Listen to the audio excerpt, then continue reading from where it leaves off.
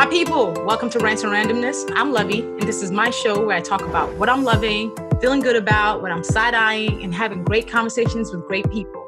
Shout out to the team at Chicago Recording Company for helping me bring forth the radio voice, even if I'm not back in the studio. This episode is going to be all rant. When the world went into a cosmic timeout during the pandemic, every system started breaking all at once. The healthcare system, schools, and as we've seen this past few weeks, the racism that this country has been built on. When Amy Cooper weaponized her phone in Central Park, one of my old blog posts about the weary weaponizing of white women tears started getting shared all over social media. I hadn't even seen the news yet, and I knew something was going on. Then as white people all over this country are being awakened to their privilege and fragility, there are still tears galore. So in this episode, let's talk about it.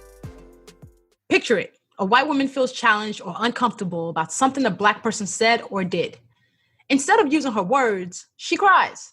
Instantly, no matter what the initial catalyst of the situation is, she ends up being appeased, pacified, and pampered. Lord knows we've all seen virtual white women tears shut down conversation, even if she was the instigator of conflict. The other person, they end up being scolded or fired or arrested, or sometimes even killed. When Lorelai cries, heads roll. Isn't it the story of countless Black folks who have to work with white women who don't know how to get anything but positive feedback? Isn't it the story of why 2 Black men got arrested simply for standing in Starbucks? Isn't it the story of Emmett Till? White women tears are especially potent and extra salty because they're attached to the symbol of femininity. These tears are pouring out from the eyes of the one chosen to be the prototype of womanhood, the woman who has been painted as helpless against the whims of the world. The one who gets the most protection in a world that does a shitty job overall of cherishing women. The mothers, sisters, daughters, and aunties of the world's biggest bullies, white men. But the truth is, white women have been bullies themselves because they've been the shadows behind the white man who get all the blame.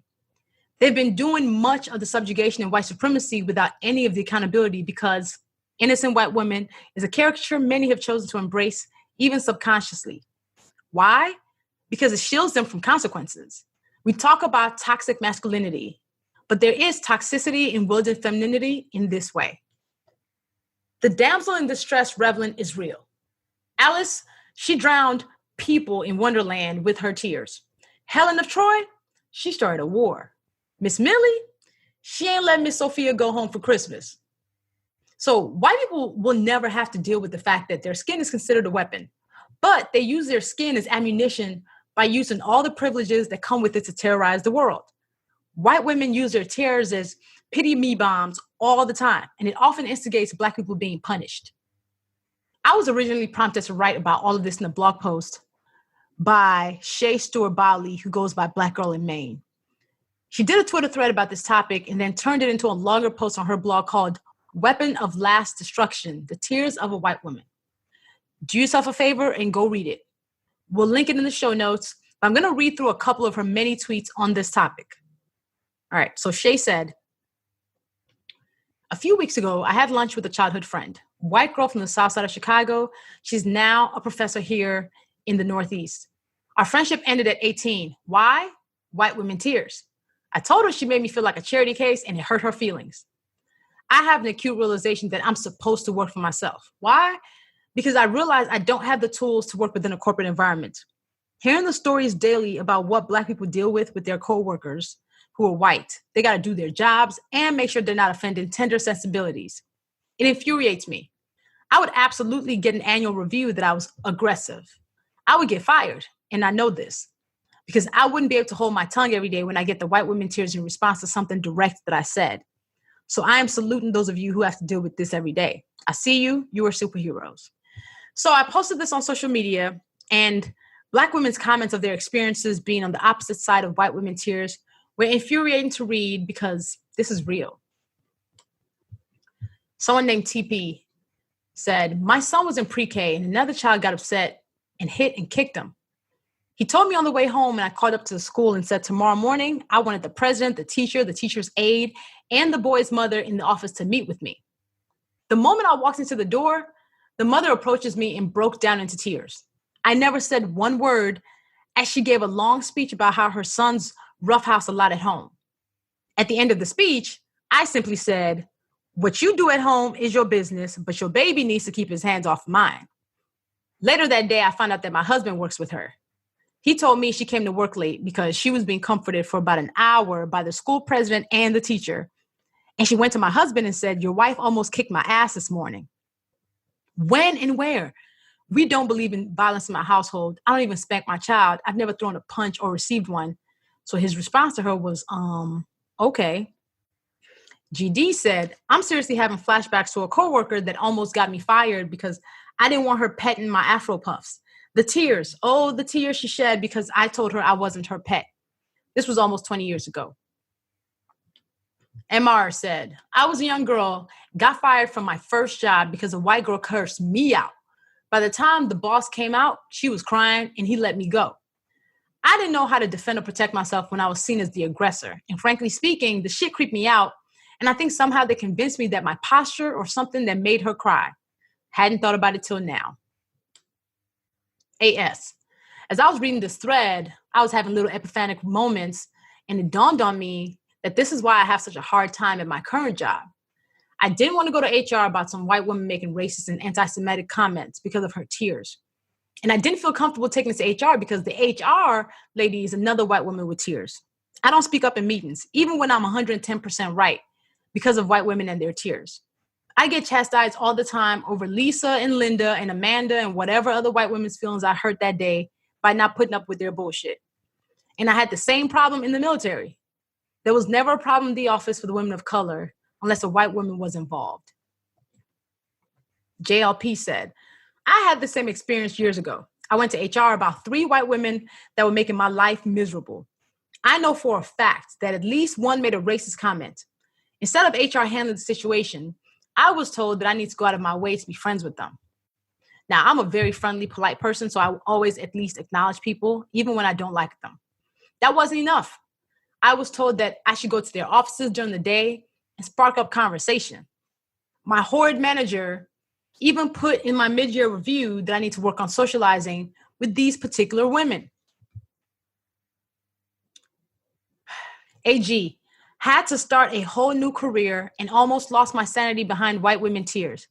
Took years of work and an old school friend who just would not let go to give up the bitterness before it consumed me.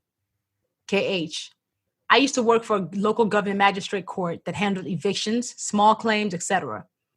One day during an eviction proceeding, the petite blonde woman who was a property manager burst into tears because she was afraid of the tenant, a black man, after he raised his voice at her, just a bit, in the courtroom.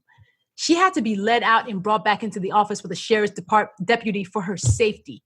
I could have ripped her to shreds. The other black woman and I seemed to be the only ones to recognize this power play for what it was. I was absolutely livid. We don't even get the luxury of having somewhere to put our anger over these types of things that are so very common. From the tired ass angry black woman trope to Patty Mayonnaise get out of jail free tears for nothing. LM said, this is also happening in the developing world where white women, especially young ones, come into a country under this international development work and dare to cry in a meeting. This happened to me till date. I'm still a bit stunned as to how she literally pulled tears and how that shut the whole meeting down.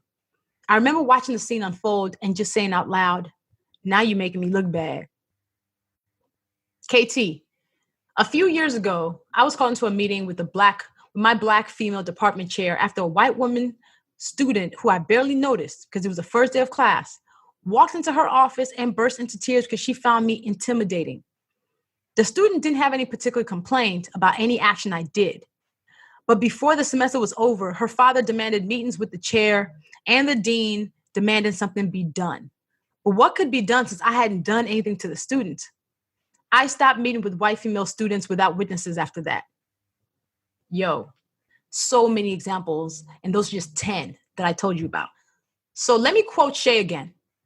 To cry is human, but not all tears matter. And they particularly shouldn't matter when they come at the expense of someone else. Rarely do the tears of a non-white woman carry any value. Society, instead, conditions us to not cry. And with tears not having equal value, you create a strong black woman.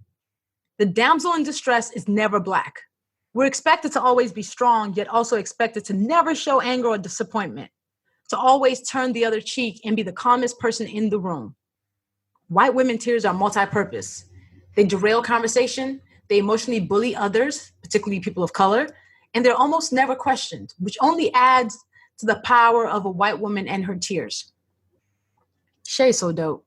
So when I posted all of this and the thread was popping, a few white women who read my work commented, and that this prompted them to reflect on if they've been guilty of this. KKB said, "This is great and challenging, and I hope my fellow white women will read and actually listen without getting defensive or self-justifying. No more comments from me until I go sit with this and reflect on my own actions." LK said, "Wow, this is a seriously humbling post. Taken to heart. My husband, who happens to be a person of color, often hesitates to tell me things because of my reactions, which quite often include tears of embarrassment and self-pity. I've been conscious for a while now that my tears do not help anything, are purely selfish, and only serve to derail any type of communication. But this just gives me a whole other perspective. I vow to do better." NCA.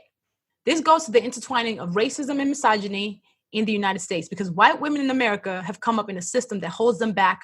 But from the very beginning, we were taught that at least we weren't one of them.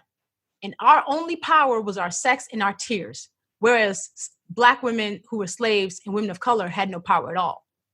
We've been taught that men are supposed to protect us. Don't worry about our pretty heads about things. And if we cry, our man will rush to the rescue of whatever big bad, usually a man of color, is hurting us. It's all toxic, all of it. White women who have experienced sexual harassment, assault, and rape, she said she's experienced the fun of all three, she put it in fun, are nonetheless trained so well from such a young age to dismiss the cries of women of color who've experienced the same things, but with the added layer of racism. It has to stop. White women and women of color have to be sisters, and it starts with us white women. We have to stop being defensive. We have to listen. We have to take a back seat. We have to learn. And the learning part, we need to do that ourselves and not constantly ask women of color to guide us. And above all, we have to be strong enough to accept that sometimes hard truths are going to make us uncomfortable, but keep in the forefront of our minds, our discomfort is nothing to the daily indignities and the life and death fears of people of color who are just trying to live their lives. So yeah, that thread is constantly humbling. So is there hope? Well, it's interesting. White people have somehow created the narrative that Black and brown people are violent, when they have been the most violent and traumatizing people in history. It is high time to do better, white women. We talk about fixing this country. Well, white women have to get information. White men get blamed all the time, but white women support them, vote for them, feed them, love on them. White women have been shielded from culpability all their lives and throughout history, and have been able to move in the systems of oppression without getting blamed when they have been active participants. Active. They keep it going. In fact, they've benefited the most because they've done none of the work, got all the perks, and none of the blame. It's a good racket. All of this is peak caucasity and Darth Beckiness. Shout out to Damon Young of Very Smart Brothers for that Darth Becky term. How can women fall under the same umbrella when white women continuously prove they cannot be trusted to do the right thing? Meanwhile, I'm supposed to, as a Black woman, say we're all part of a sisterhood? How does that serve me? How has it served me? How are we all supposed to be under the same umbrella when white women undo the work that we do constantly? How are we supposed to trust them when the work of our hands are undone by them constantly? Because white women want us to claim feminism with them when they pick being white over being a woman more often than not. What sisterhood is that? I'm proud to be a Black woman. In spite of people insulting us, abusing us, and taking us for granted, we do what we need to do. People are giving themselves too much credit, though. You haven't done the things that have made you worthy of our grace, but we give it anyway. And it ain't about you, but about us upholding our end of being superheroes on earth. Black women, we are the adults in the room. You're welcome on that. And I wrote a whole piece about that. I'll also link that in the show notes. So white women, please get your shit together. Those of you with sense, you gotta call your sisters, your cousins, your aunties, your moms onto the carpet and have the tough conversations that are easy to avoid. Those of you who don't have sense, well, odds are you're probably not listening to this. So let me repeat. Do not send me a message or comment saying that I've hurt your feelings, guys. I don't care. Sit in your discomfort, commit yourself to doing better. And hopefully more white women will do that. Much love to Chicago Recording Company, where I currently don't record this podcast, but they're such a huge help putting my recordings from home together and making it sound on point. And subscribe to this podcast everywhere where you get your podcast fix, and please rate it. Leave a comment. Who knows, you might be featured on this show. Follow the podcast on social media. On Twitter, we are at Rants Randomness. On Instagram, we are Rants and Randomness. We're starting to drop video clips when we have them, so it's the best place to gather around all things rants. And as always, you can follow me on social media. I am at Luvvie everywhere. See you next time.